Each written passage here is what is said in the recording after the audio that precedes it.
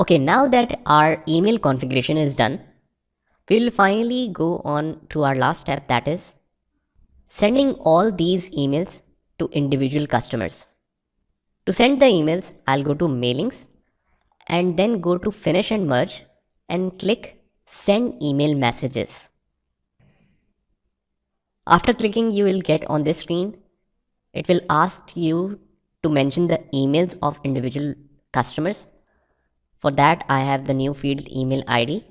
See, that's why it is necessary to mention the email ID of individual customers in the Excel sheet.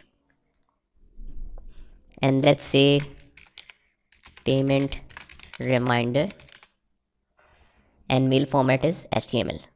And send records to all, yes. Click OK. And you will notice it will start sending all the customers one by one, and done. Now let's check our email. See, I got these payment reminders. Dear customer 1, this is to inform you that your balance is due, and team account tech. And I'm getting the new messages as well.